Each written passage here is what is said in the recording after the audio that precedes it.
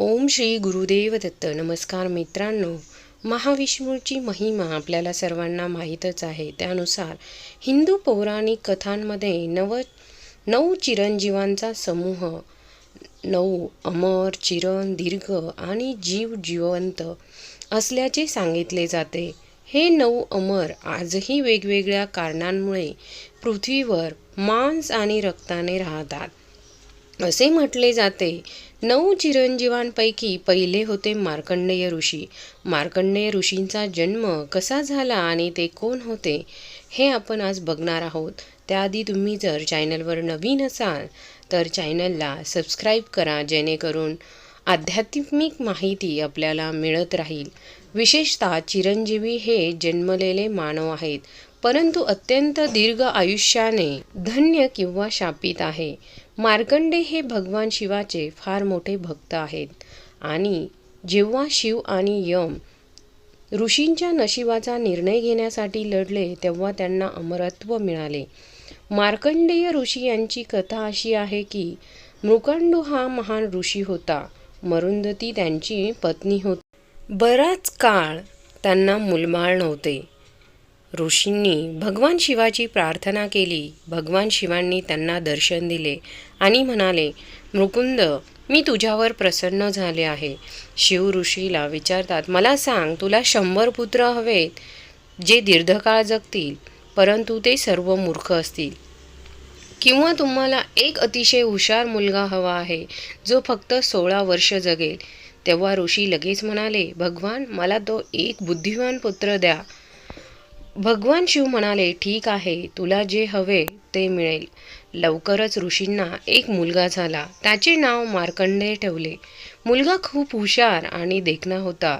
ऋषींनी त्याला पवित्र धाग्याने गुंतवले. मार्कंडेय वेद आणि शास्त्रे सर्व काही शिकवले.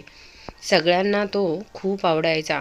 मुलगा जसजसा 16 वर्षाचा होत गेला तसतसे ऋषी मृकंडू अधिकच दुःखी होत गेले. एके दिवशी मार्कंडेयाने आपल्या वडिलांना विचारले, बाबा, तुम्ही इतके उदास का दिसत आहात? तेव्हा ऋषी म्हणाले, बेटा, मी काय सांगू, जेव्हा भगवान शिवांनी तुला मला दिले तेव्हा तू फक्त 16 वर्ष जगशील असे सांगितले. तू आता त्या वयात पोहोचला आहेस. तुझे 16 वर्ष पूर्ण होत आले आहे. मी आणि तुझी आई तुला गमावणे कसे सहन करू? या वर्षाच्या शेवटी आमचे काय होईल? मार्कंडेय म्हणाले, पिता, हेच कारण आहे का? भगवान शिव त्यांच्या भक्तांवर खूप दयाळू आहेत. तुम्हीच मला ते सांगितले आहे. त्यांनी याआधी अनेकांना मृत्यूपासून वाचवले आहे. मी पुराणात याबद्दल वाचले देखील आहे. म्हणून मी शिवाची पूजा करेन आणि आजपासून दिवस रात्र त्यांचे ध्यान करेल. मला खात्री आहे ते मलाही नक्की वाचवतील. आपल्या मुलाचे हे बोलणे ऐकून ऋषी मृकुंडला खूप आनंद झाला. त्याने आपल्या मुलाला आशीर्वाद दिला. मार्कंडेयाने समुद्रकिनारी एका ठिकाणी शिवलिंग बांधले, म्हणजे स्थापित केले. त्याने सकाळ, दुपार आणि रात्री भगवान शंकराची आराधना सुरू केली. तो भजने गायचा आणि अनेकदा आनंदात नाचत देखील असे. शेवटच्या दिवशी मार्कंडेय भजन गात होते तेव्हा मृत्यूचा देव यम त्यांच्याकडे आला.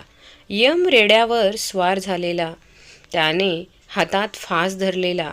तो मार्कंडेयाला बोलला, तुझं भजन बंद कर. तुझं या जगातलं आयुष्य संपलं आहे. मरायला तयार राहा. मी तुला घ्यायला आलो आहे. मार्कंडेय घाबरला नाही. जसा कोणी आईला चिटकून राहतो तसा तो शिवलिंगाला चिटकून राहिला. यमाने मुलाच्या गळ्यात, म्हणजेच मार्कंडेय ऋषींच्या गळ्यात फास फेकला आणि त्याला शिवलिंगासह खाली ओढले. मग शिवलिंग फुटले आणि त्यातून भगवान शिव बाहेर आले.